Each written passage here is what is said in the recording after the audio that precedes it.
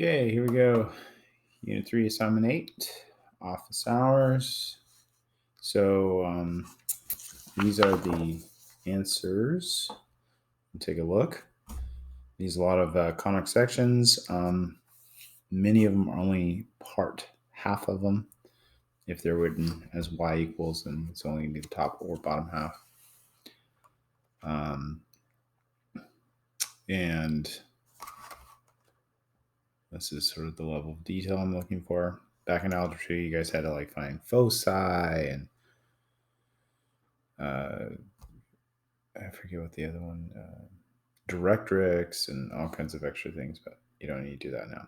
So that's front. Use the answers on the back.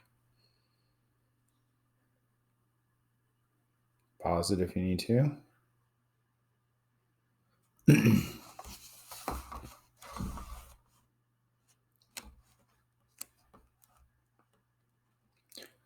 There you go. So we'll go ahead and go over these now.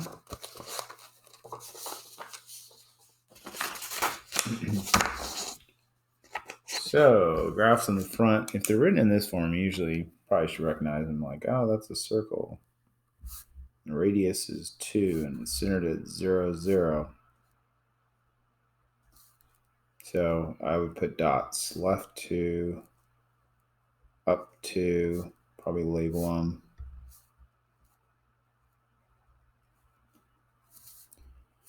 Label your axes.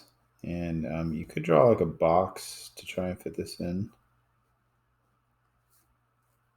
Or you could try and draw it kind of lightly first, and then kind of darken it in, get a nice circle. It is the whole thing. So if you were to solve for y here, you get plus or minus. So that's the whole thing. Not maybe 100% sure. If I thought about it, I could probably figure it out, but I think it'll be really obvious if I try and put it in the form that we're used to these. So that's a circle. Center 0, 0. Radius is 4. 1, 2, 3, 4. 1, 2, 3, 4. 1, 2, 3, 4. 1, 2, 3, 4. So up 4, down 4, left 4, right 4, label them. This is, now I'm going to do this one light, dashed. This is only the top half because when it was y by itself, it was positive, no plus or minus, so it's only the top half.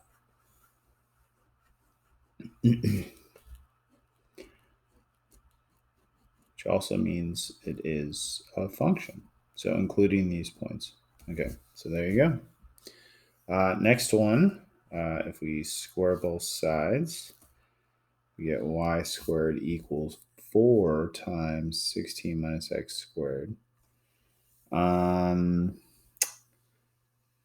We could distribute that if you want. Y squared equals 64 minus 4x squared. Move the x squared over here. 4x squared plus y squared equals 64.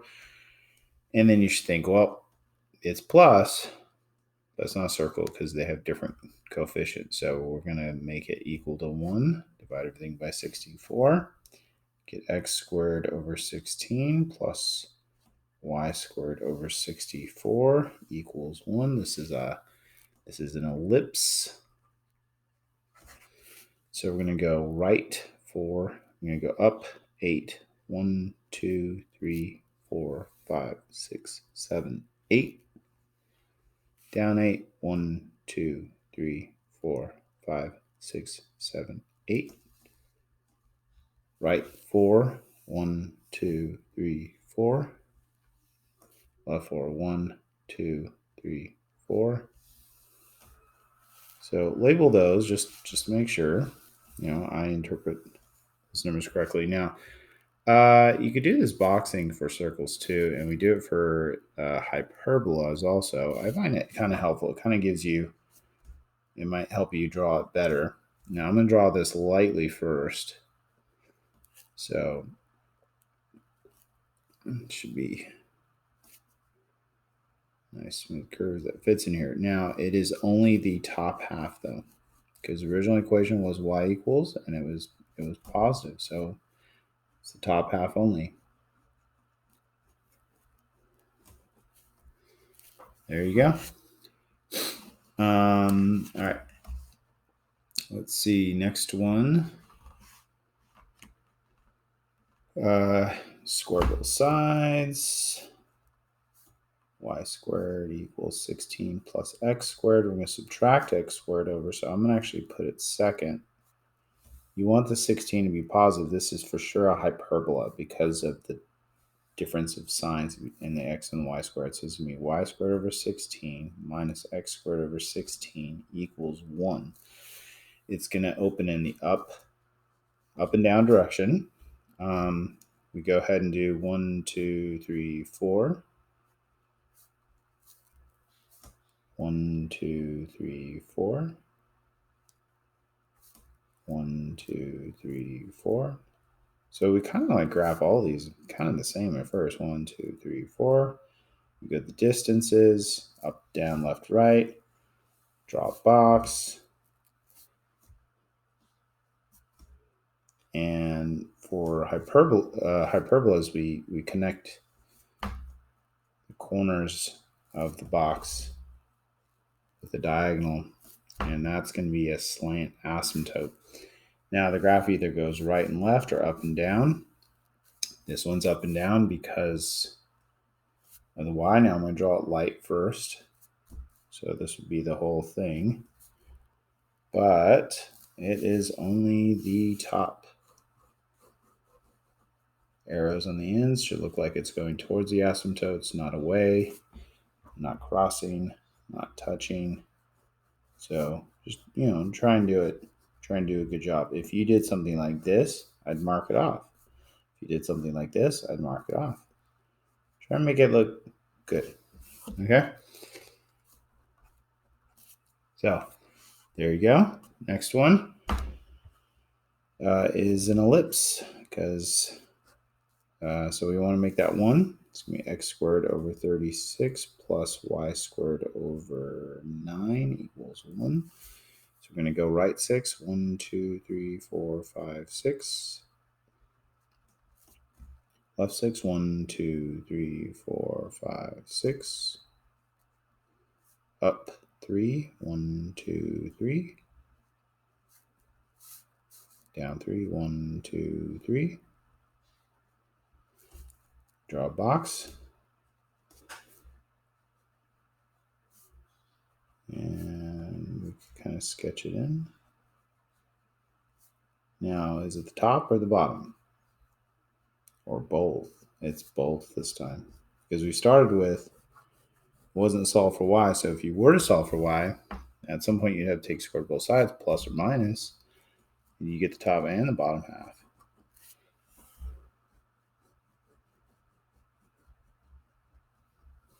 So there you go. So that was an ellipse. This is a hyperbola. Okay, next one is a hyperbola because it has one's positive, one's negative. So we're going to make that a 1.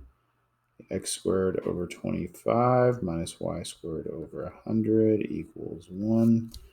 This is a hyperbola. So we're going to go up 10. 1, 2, 3, 4, 5, 6, 7, 8, 9, 10. And down 10. 1, 2, 3, 4, 5, 6, 7, 8, 9, 10. And right 5. 1, 2, 3, 4, 5.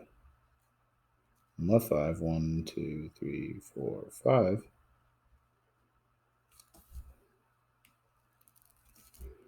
Draw a box.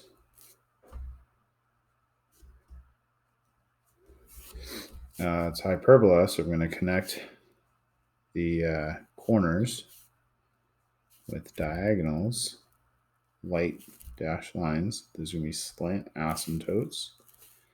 Our graph's going to be left and right because x squared is a positive.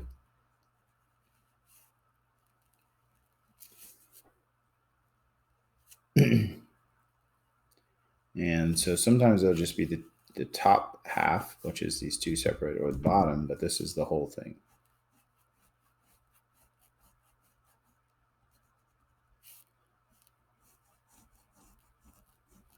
So try and make your graph look like going to the asymptotes, arrows on the ends, label your axes.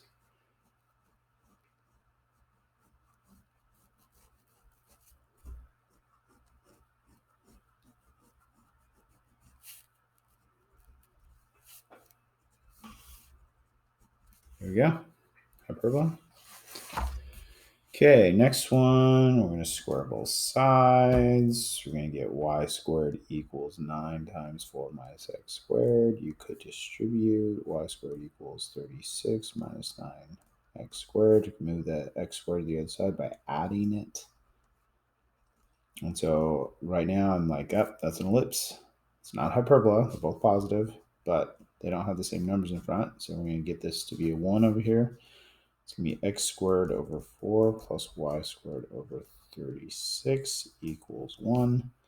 And that is an ellipse. So we're going to go up 6, 1, 2, 3, 4, 5, 6. Down 6, 1, 2, 3, 4, 5, 6. Right 2, 1, 2. Left 2, 1, 2. Draw a box lightly, dash line, just to give you a little bit of guidelines. Now it's going to be an ellipse. So the whole thing look like that, but it's the bottom only because it was negative. So there we go. All right, next one. Square both sides. Y squared equals positive 1/9 times 36 minus x squared. You could distribute that if you want. Y squared equals 4 minus 1/9 x squared. We want to get the x squared to the other side. At this point, I realize that this is an ellipse. Divide both sides by 4. So I'm going to get x squared over 36 plus y squared over 4 equals 1. So this is an ellipse. It is the bottom of the ellipse. 1, 2, 3, 4, 5, 6. 1, 2, 3, 4, 5, 6. 1, 2. 1, 2. Draw the box.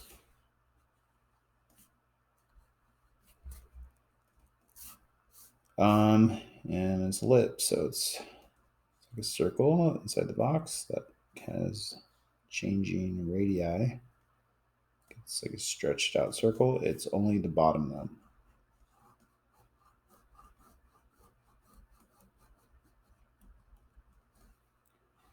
Just the bottom. But I'm kind of interested in seeing the whole thing sketch. I think sketching the whole thing helps you make your graph better. All right, last one of these kind. Y squared equals 4 times x squared minus 1. Y squared equals 4x squared minus 4. Bring the x squared over here. It's going to be negative. Well, this is kind of interesting. Minus 4x squared equals negative 4.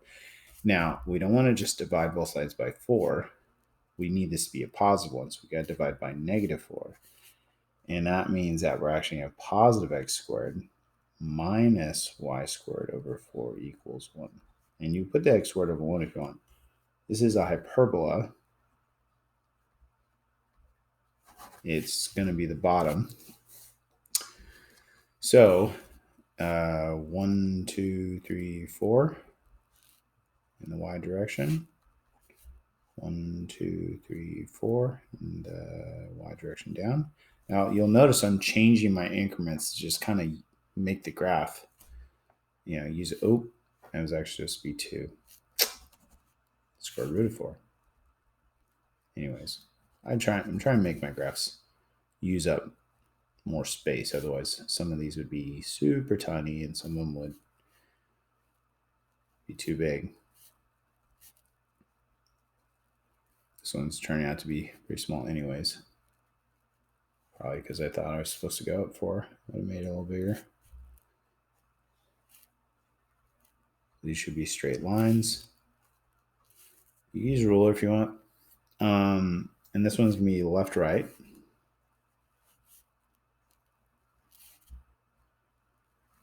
So it's like kind of parabola, sort of curve looking things going away from each other. Okay, so this is just the bottom though. So that's this part. It's only the negative y value. So that's here. And that's over here.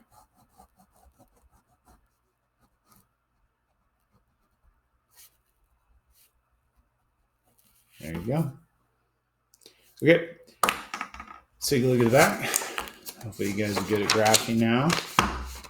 So in the back, we have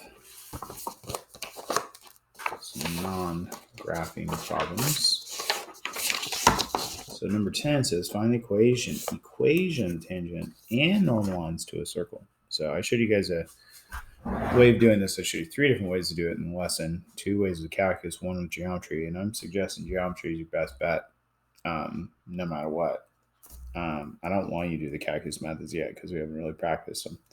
So find the equation. Okay, so I would graph it first, even though this doesn't need to be a graphing problem, but I think a picture will help you.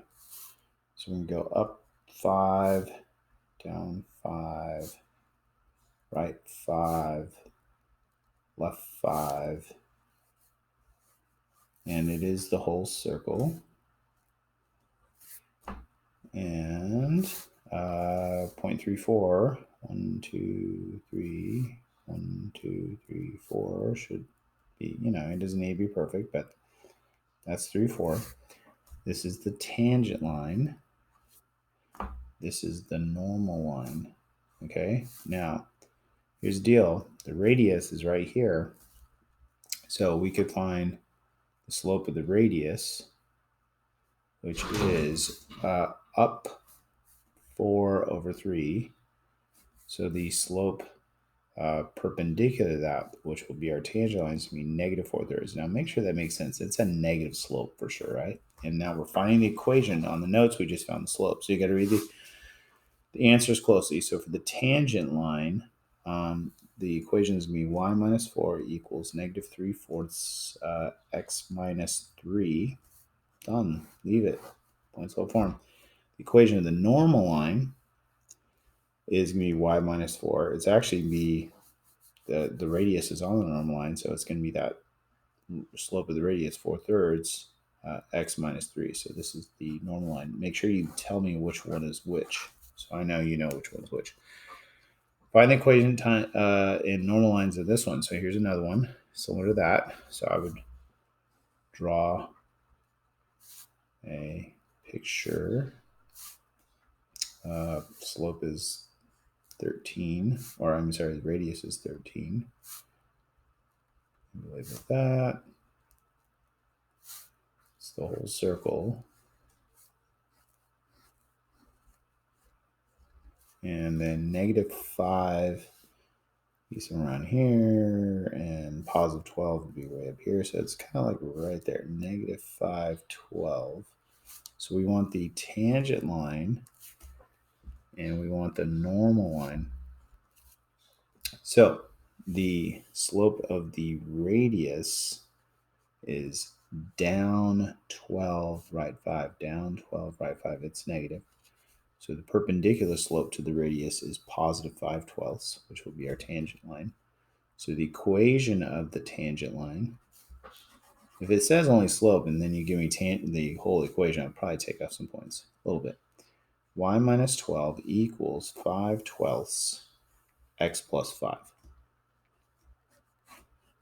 And it should be a positive slope. Your picture kind of helps you confirm some things that better be true. The normal line should have a negative slope.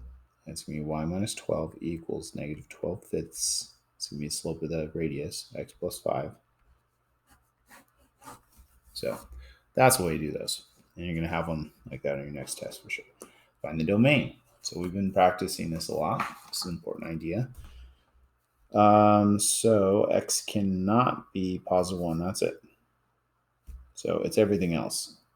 Visually, it's like this. It's an open dot at 1. And everything else is okay for domain. So it's negative infinity to 1, union 1 to positive infinity. I want it in interval notation. And you got to break it up. Okay, next one. This one, the inside has to be greater than or equal to 0. So x is greater than or equal to 2. If you want to draw a picture, you could, but bracket 2 to positive infinity. This one, the inside, x plus 3 has to be positive, cannot be equal to 0, so x has to be greater than negative 3. Parenthesis negative 3, positive infinity, done. So these can be quick problems. Show some work. The inside of this, x over x minus 2 has to be greater than 0. So this is a rational inequality. So we did these back in chapter 1. X equals 0 is a root. X equals 2 is a vertical asymptote. We're going to do a line check. We're going to do open dot at 0, open dot at 2, test a point. X equals 3, positive, positive, true, false, true. And so your answer is negative infinity to 0, union 2 to positive infinity. There you go. It's pretty much work from chapter 1. The inside of this, x squared minus 4x needs to be greater than 0. Factor it. Find the roots, the zeros, the x-intercepts. Do a line check. These are going to be open dots. Test a point. X equals 5. Positive, positive, true, false, true. The answer is negative infinity to 0. 4 to positive infinity. Next one. Now, the next one has a couple different issues. One, the inside of this has to be greater than or equal to 0. So x squared minus 4 is greater than or equal to 0. I'd factor it, x plus 2x minus 2 greater than or equal to 0. And this x minus 3 right now has nothing to do with this. Okay, this is just the inside of that. So x equals negative 2, x equals positive 2. I'd do a line check for just those. We saw dots. Test a point. X equals 3. True, false, true. Now, the thing on the bottom is just a 1-point issue. X cannot equal 3. So we got to go over here and just put an open dot on this. Don't include it in your work, though, when you're just trying to figure out the line check and stuff. So the final answer is going to be negative infinity to negative 2, bracket, parenthesis, bracket, union, bracket 2 to 3, parenthesis, union, 3 to positive infinity. So you got to break it up at 3. But don't include it in the middle of your line check. It doesn't switch signs there. It's just a separate issue. Okay, same thing here. We have the inside of the natural log has to be greater than 0. So we factor it. Find the roots. Do a line check. Test a point. X equals 3. Positive, positive, true, false, true. Okay, so that's just the natural log. The x plus 3 wasn't inside this. Now this on its own cannot be equal to negative 3. So we're going to put an open dot at negative 3, just in the middle of the answer we got from the other one. So the extra restriction. Otherwise, all the other values of x in the bottom are cool with whatever is good on the top. So your answer is going to be negative infinity to negative 3, -3 to 0, 2 to positive infinity. Okay. Now, these ones, kind of interesting. It says, for which of these guys is less than 0? So you could do this, set this up, and you could say, all right, well, let's solve this. We could exponentiate both sides, right? That would cancel out the natural log. E to the 0 is 1. You get add 2 to both sides, and x is less than 3. Okay, so that's the solution right there. But now there's this extra situation here of, and you could, if you want, you could draw a picture of this. Maybe in a second I'll show you the benefits of it. But that's what we got so far. But the other thing you got to worry about that no one told you to is domain. This function doesn't just exist everywhere. Okay, so you can't give me answers where it doesn't exist. So that's where the domain comes. And you say, well, the domain, the inside has to be positive. So x has to be greater than 2. Now I'm going to do a number line that kind of lines up with this one. And here's the situation. Yes, this has to be true, but also this has to be true. So it's an and intersection situation. The answer is going to be 2 to 3 only, because these answers are great as long as they're in the domain of the function. So you could do it in either way. You could do the domain first and do this. I'm going to do this. I'm going to say, okay, now how to get rid of a log? Well, what's the base? If they don't have a base, 10. So the way to get rid of that is with a base 10 on both sides. And 10 to the 0 is 1. Now, this is a rational inequality. So from chapter 1, we would say, let's move it all to one side. Let's turn it into a single fraction. You guys remember all this? Right? So it's going to be x minus x plus 3 over x minus 3 less than 0. Those guys cancel each other out. So x equals 3. We're going to do a line check for this. So we open dot at 3, test a point, x equals 4. It is 3 over 1 is positive is false, true. So these are the answers so far, but then we need to worry about domain. Now, when you're doing domain, maybe write, hey, I'm doing domain. Just so I know, just in case you do something weird. Be like, well, they kind of knew what they were doing. The inside has to be greater than 0. This is a different rational inequality. Line check. It has an open dot at 3. So I'm going to try to make these line up, and an open dot at 0. And then we're going to test a point, x equals 4, which is true, false, true.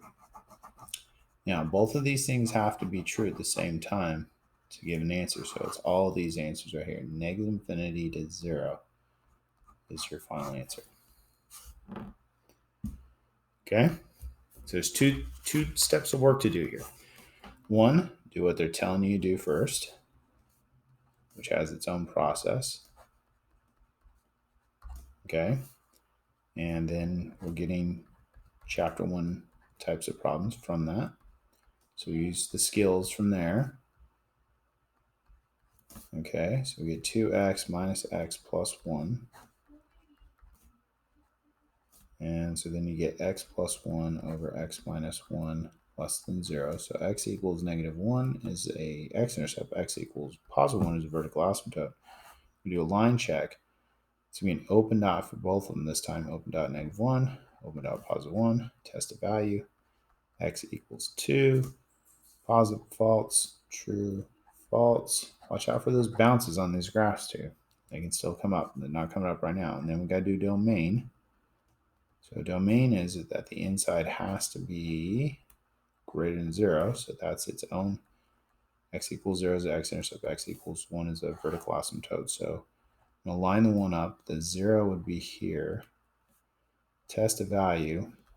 X equals 3. Positive, positive, true, false, true.